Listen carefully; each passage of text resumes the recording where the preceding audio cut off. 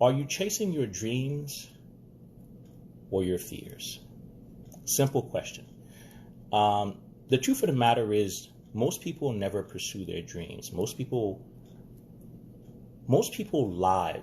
lives get wrapped up in meaningless and frivolous things, or wrapped up in other people. People wrap their lives up in the lives of the people around them.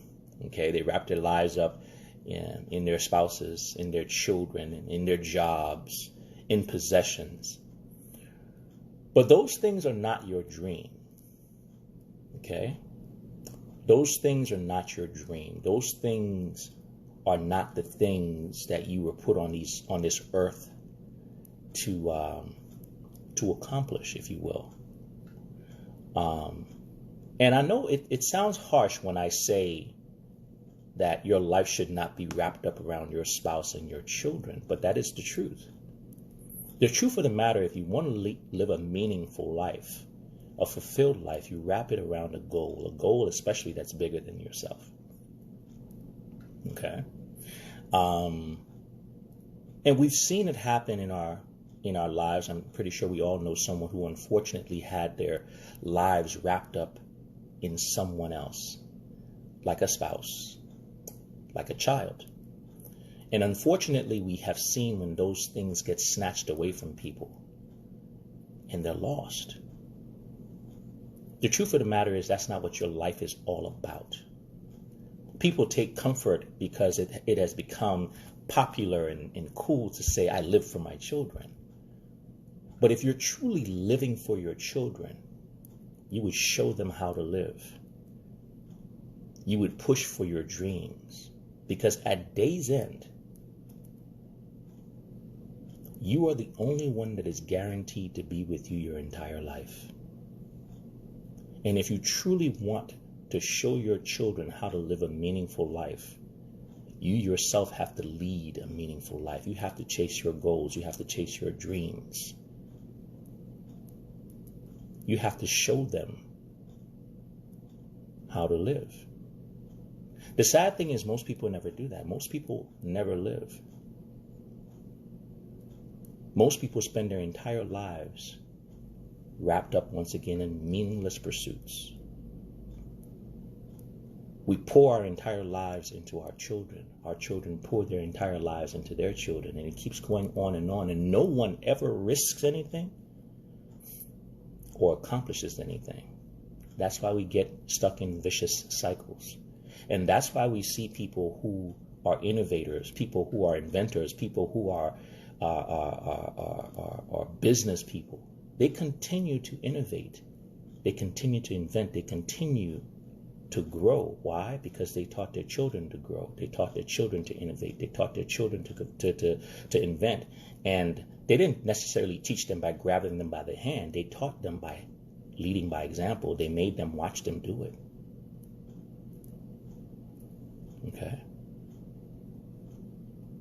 You want to teach your kid to be great? The best way is for you to be the greatest that you can be. Because you will show them by example. You'd be surprised that many people are born and die in the same social economic status. Why is that? Because your children and the people around you learn by what you do, not necessarily by what you say. Okay? I can't tell you how many people have been inspired by their parents to travel. Why? Because their parents traveled. If you look at most people that travel, they got that idea from someone in their circle. The same way you look at most people that never do anything, they got that from someone in their circle. You know, one of the things I learned when I moved to the United States, I learned that there's a lot of people in this country that are born, live, and die within 75 miles of their birthplace. They never leave. They never go outside of themselves. They are actively living their fears. I'll tell you guys a story. I believe it was in like 95-ish or something like that. And I was traveling from North Carolina to D.C. and I had car trouble. I think somewhere south of Virginia. And it was like 2 o'clock in the morning and the tow truck came. And I was going to get towed to Virginia. And I said, you know what? I was going to get towed, I think, 50 miles up to a gas station. And I asked the guy, you know what? Can you just tow me to D.C.? I'll just pay for the tow to D.C. because at some point in time, I'm going to have to come back. When I looked at the cost of the hotel and all the other stuff like that. And the guy was like, sure. He said, well, do you mind? Because my girlfriend's in the truck with me. And I was like, no problem. So she was in the, rear cab and we're driving. And mind you, these people live in Virginia, right? And as we were rolling through Richmond, Virginia, she made a statement that shocked the hell out of me. And she said, wow, I've never been to Richmond before. And mind you now, Richmond was maybe 50-something miles away from their town. She had never been to Virginia before. That is someone who is living their fears. But we look at that and we say, that's odd, that's strange. But you'll be surprised that a lot of people fall into that category. And where does it come from? Somebody told somebody a long time ago that stay away from Virginia, those people there, and they plant their fears in people. The same way people are afraid sometimes to leave the United States. All this is programming. All this is designed for you to live your fears and not your dreams. Because the moment you start living your fears, you're now being controlled by someone because someone else is planting those fears in you, especially when you've been told what to fear. Especially when now you're being told what to dream. You're being told what is possible. Your ideas, once again, are not yours.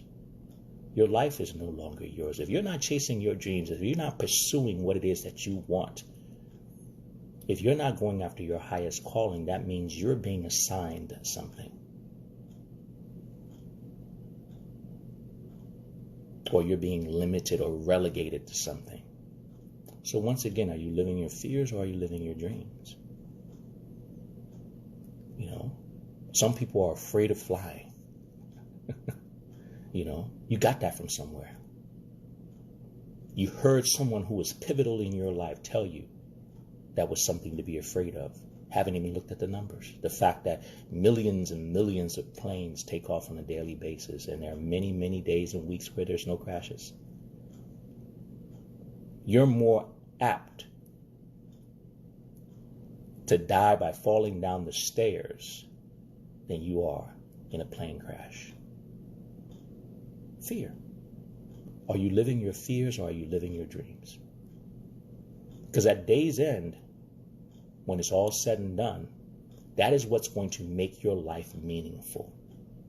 Did you go for your dream? Did you go for your best self? Did you leave an indelible mark in this earth with the people that you saw, the people you touched, that you inspired them to do more? That is the biggest accomplishment you can have in life, is to inspire another person to go further than you did. It's to show people how to live. I always tell that story about my dad. I learned a lot from watching my dad. Okay? That statement, the only person who's designed to be with you your entire life is you, that's a direct quote from my father. Do not get yourself wrapped up in your spouse. Do not get yourself wrapped up in just your children. They are important by all means, but that is not your life. Your life is bigger than that. You're bigger than that. And if you want them to be the best that they can be, you have to show them how to live. The same way I showed you how to live. This is how I live my life. This is why I'm able to die in peace. These were words that came from my father's mouth.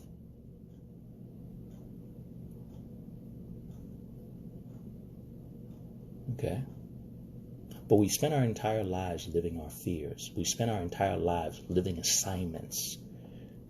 We spend our entire lives being told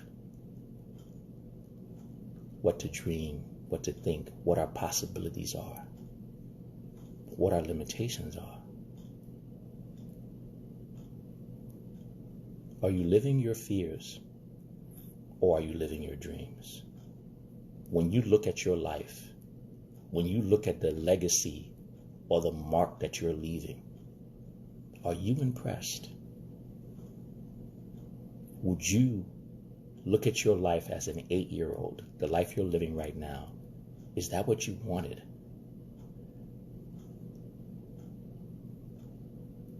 Because if it's not what you wanted, you got time. Okay? You have time. And don't get me wrong, this is not to mean that you should abandon your spouse or your children. This is not what this is about. All right? You should be pivotal in their lives. You should encourage. You should push. You should do the best you can for them. But one of the best things you can do for anyone is to show them how to live. By living the life that most people only dream about. Because as you rise, they rise. As you improve, they improve. As you increase your perspective in life, so do they. Because they're watching you. They're watching you. All right? If you look at a lot of great people, right? You see some fathers, and then you see some sons, or some mothers and some children. You know, they get their inspiration a lot from their parents or someone close to them, and you don't know who you're going to be inspired, or who you're going to inspire by what you do. But stop playing small. Stop living your fears, or better yet, stop living the fears that other people have implanted in you.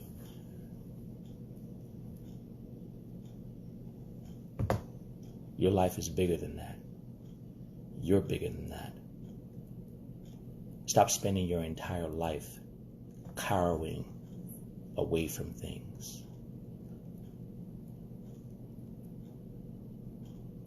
You know, my mother died young. My mother died at 59. Okay? But I also remember that my mother lived a full life as well. All right? And at 59 years old, my mother actually said when she was dying, there's not much more left for me to do. I've done everything I can do. I've shown you how to live. I've inspired you to do. I've inspired you to be.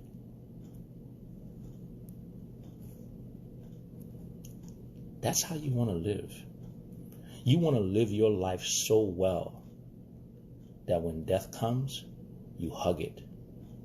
Once again, I had the luxury of watching both of my parents go into their deaths with no regrets, knowing what they had inspired, not only in the world, but in their child. I can only hope that when it's my time, that I can do the same thing. I can only hope that I've inspired people to live their best life, to go into their life charging. So when they're ready to leave, they can say, you know what, I did it. I did my thing. They didn't leave anything on the table. My parents didn't, and I don't intend to, and neither should you. But we have a choice. Either we're living our fears or we're living our dreams. Because death is not something to fear. People only fear death when they believe they haven't lived life. When you've lived life, you know, death is part of it. Okay? That's all I have for you guys. Fears or dreams, guys. All right? Fears or dreams. Those are only two choices. Okay? Those are the only two choices we have. Take a step back away from yourself and say, is this the best I can do? Is this what I dreamed about being? Is this who I am? Is this all I am? If I die today, is this the story I want? Because if it's not, you can change it.